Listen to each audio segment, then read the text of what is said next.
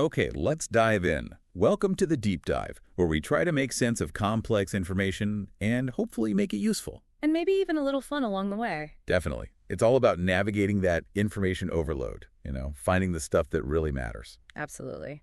And today, we're tackling something that can feel, well, pretty dense sometimes.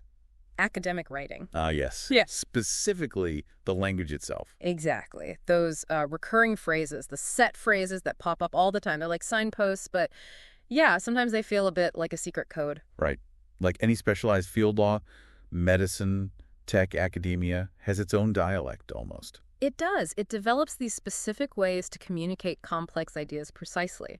There's the jargon, of course, but also these predictable patterns, these phrases we're talking about. And for this deep dive, we actually found a fantastic guide. It's from an Instagram account called Academic Practices. Oh, yeah, that's a great resource. They did this brilliant post on commonly used set phrases in academic writing. Really breaks it down. It's super helpful because it just cuts right to the chase on these, linguistic conventions. I mean, academic writing varies a lot, obviously, across different fields. Sure, yeah. But the source focuses on patterns that are, as they put it, general and widely used, things you'll see again and again.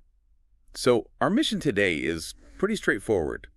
Help you understand these common phrases. Think of it like getting, an insider's view. Yeah, like a shortcut. So you can make sense of those academic texts faster, whether you're reading them for class, for work, or just out of interest. Right. It kind of lowers the barrier, doesn't it? Instead of getting tangled up in the phrasing, you can spot the phrase, know what the author is doing with it, and just focus on the actual ideas. Exactly. And what I really liked about how Academic Practices did this, that they broke it down section by section. Following the typical structure of an academic paper. Yeah, which itself is important, right? That structure isn't random, it serves a function. And the language changes depending on the function of the section. Precisely. An academic paper, it sort of tells a story, but in a very structured way. And these phrases, they signal which part of the story you're in. Like, are they setting the scene, explaining the background, reporting results? Or reflecting on what it all means, yeah. Okay, so let's follow that structure. The source starts with the abstract. Right. The abstract, that's the mini summary of the whole thing right at the beginning. The first thing you read, usually? Its job is to give you the quick version. The goal, the methods, the main findings, and why it matters. The essentials. That crucial first impression. And you see phrases here like, the aim of this study is to. Yep, straight away. That tells you the core question, the main goal driving the research. And they often follow up pretty quickly with the how, right? Something like, in this research, Elter was examined using the ANA method. Tells you the topic and the basic approach. Experimental, survey, qualitative, whatever it might be. Gives you a sense of the scope. Then boom, often pretty fast, you get to the results. You'll see things like, according to the findings obtained. Or maybe, as a result. Yeah, those are the signals. They're shifting from describing the study to telling you what they actually found.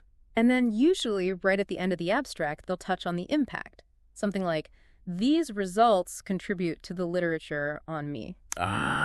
Okay. So that's the quick why it matters statement. Exactly. How it fits into the bigger picture of that field. Does it add something new?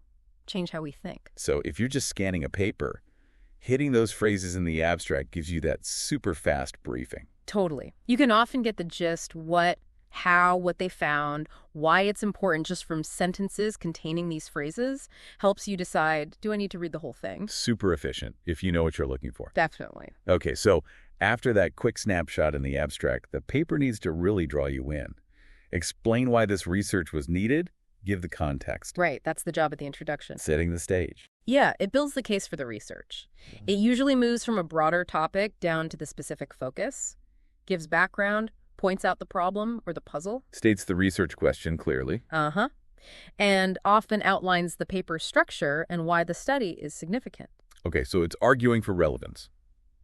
The Academic Practices source lists some key phrases here, sometimes repeating the aim from the abstract, maybe slightly tweaked.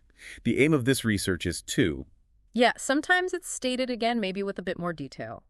You also see forces that place the work in context, like, in recent years, studies on have increased. Okay. Telling you it's a current active area of research. Exactly. Now, here's where it gets really strategic. Authors need to show not just what is known, but what's missing. The gap.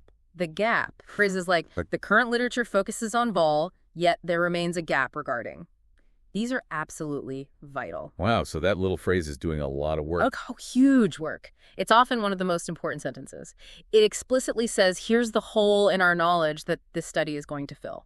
Honestly, identifying and articulating that gap, that's fundamental. It justifies the whole study. It's often what editors and reviewers zero in on. Gotcha. So after pointing out the gap, they usually state the specific question, right? Like, in this context, the main research question of the study is as follows. Or maybe, accordingly, this research seeks to answer the following questions, if there are a few. Right, very direct. No ambiguity.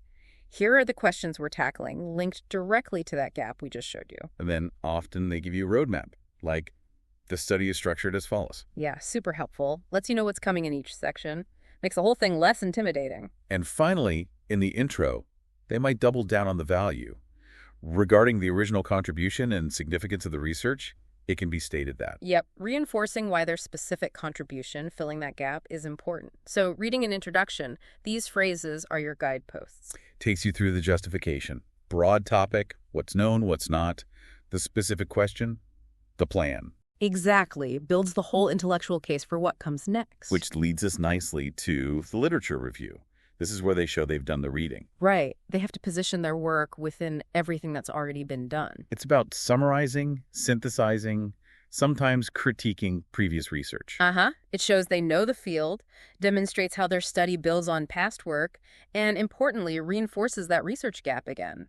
Justifies their study. It's where they stand on the shoulders of giants. Right. Or point out where the giants maybe missed a spot. Yeah, pretty much. You'll see phrases signaling a summary like, numerous studies have been conducted in the literature on. Standard opening. Tells you this isn't brand new territory. Right. Then they'll summarize using things like previous research is focused on, or earlier works generally concentrated on. And to show they're up to date, maybe, recent studies emphasize the growing importance of. Or current studies indicate that. Yeah, shows trends, recent findings. But, like in the intro, the really key language points out the limitations, right? Exactly. Look for. However, these studies are limited in terms of... Or maybe one of the major gaps in the literature is. Yep. These phrases directly set up the need for this study by saying, look, here's where prior work fell short or didn't look at this angle.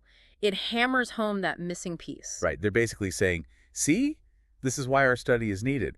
Often followed by something explicit like, this study aims to fill this gap in the literature.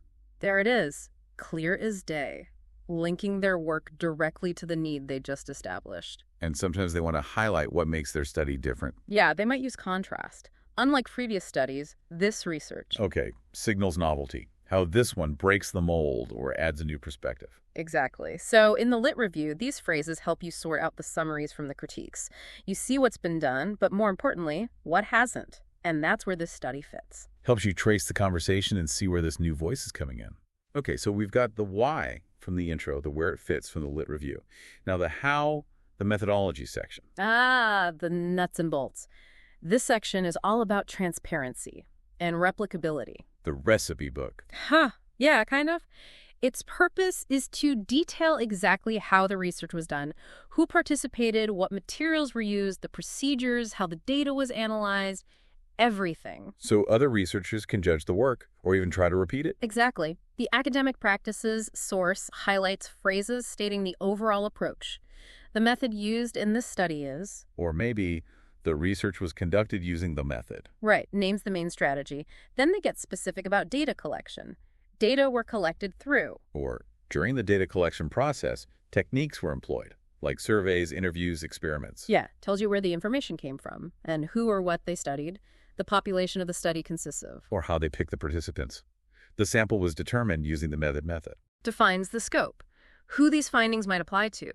They also need to specify the analysis was used in the analysis of the data. Or maybe naming software. Software was used in data analysis. Knowing the analysis method, statistical tests, qualitative coding, whatever, is key to understanding the results you're about to see. Sometimes they list the steps too. The following stages were followed within the scope of the study. Yep, can be useful to see the flow. And critically, they often explain how they ensured quality to ensure the reliability and validity of the research. Rigor. what they did to make sure the study is trustworthy and measured what it claimed to. Exactly. So for you, the listener, reading the methodology, spotting these phrases, helps you assess the study's foundation. Is it solid? Are there weaknesses? Lets you evaluate the evidence based on how they got it. Right. Critical appraisal starts here, really. Okay, speaking of evidence, that takes us to the findings section. This is where they lay out what they actually discovered. Yep, the what. The purpose here is to present the results objectively.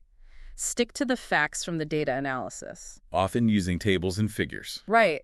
Usually without much interpretation yet that comes later in the discussion. Just the facts, ma'am.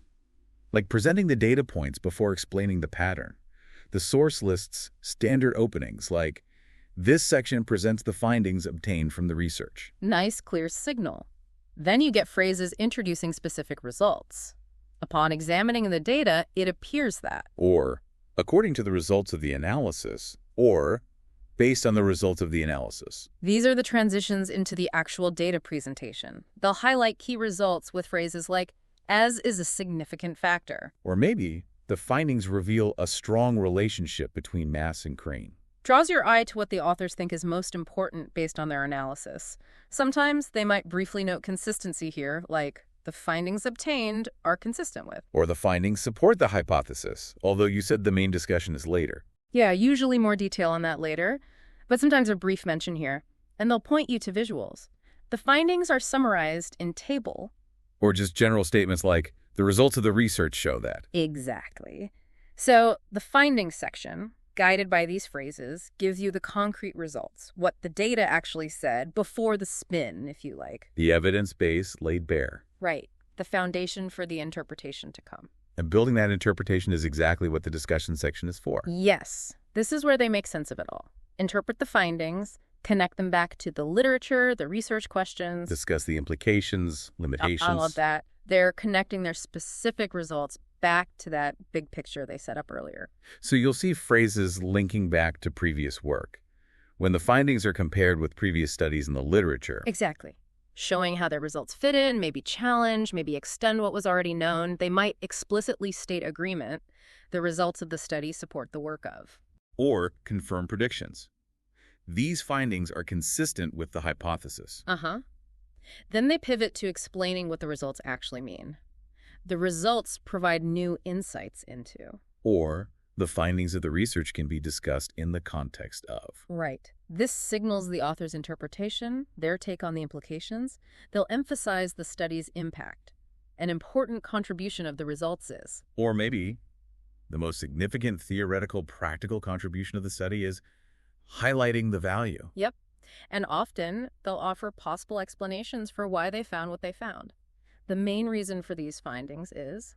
Speculating a bit on the underlying mechanisms. Right. And they might summarize their overall take. In light of the results obtained, the following interpretation can be made. Now, crucially, you said they have to acknowledge limitations here too. Absolutely crucial, a hallmark of good academic work. Look for phrases like, however, these results also include certain limitations. That shows honesty, right? Yeah. They know what their study didn't cover. Exactly. Shows they understand the boundaries, the unanswered questions, potential alternative explanations. It's vital for credibility. So, for you reading this, the discussion is where the meaning gets unpacked. These phrases track the author's reasoning. Connecting results, arguing significance, acknowledging limits. It's where data points become knowledge claims, but understood within their proper context. Got it. And finally, the conclusion, the grand wrap-up. The finish line. The conclusion gives you that concise summary of the whole journey. Reiterates the main points, the contributions. Links back to the start. Often suggests future research, brings it all home. You'll see phrases restating the purpose and outcome. This study was conducted with the aim of, or in conclusion, this study demonstrates that. Provides that clear final summary. They'll summarize key discoveries again. As a result of the research, it was found that. Or maybe, this study has yielded significant findings regarding just the absolute highlights. Right. Condensing the essence of the findings and discussion, they might reiterate the contributions again. The theoretical practical contributions of the research are as follows. Driving home the importance one last time. And connecting back to that initial problem or gap. The research fills a gap in the literature. Or, the results of the study offer a new perspective in the field of, showing they met the goal they set out. And very commonly, looking ahead, Our recommendations for future research are as follows. Or, future research may focus on pointing the way forward. Signals it's an ongoing conversation, and often just a strong final statement. In conclusion, this study offers significant contributions regarding. So the conclusion uses these phrases to tie it all together. Purpose, findings, significance, future steps. Your go-to for the absolute core message. Leaves you with the essential impact and the questions still remaining. Wow, okay, that was a really useful tour through academic language using those insights from the Akademik Practices Instagram account. Yeah, hopefully it makes it feel less like, impenetrable jargon. Definitely. More like a structured system with predictable signals. Recognizing these phrases really does give you a framework. Instead of getting bogged down, you spot the signal, know its function. Okay, stating the aim here. Okay, pointing out a gap there. It's like having a key to unlock the structure of the argument. Exactly. Helps you read more efficiently and critically. So here's something for you, the listener, to think about, now that we've unpacked these common phrases and where they usually show up. Next time you encounter an academic paper, or even just a summary or report, can you spot them? These linguistic signposts. Does knowing their typical job in each section help you navigate the text? Feel a bit more confident? Understand the flow faster? Keep an eye out. They're there to help you decode that academic conversation. Give it a try. Absolutely. It really can make a difference. Thanks so much for joining us on this deep dive into the language of academia. We hope it makes your next encounter with research a little less intimidating and maybe even a bit more insightful.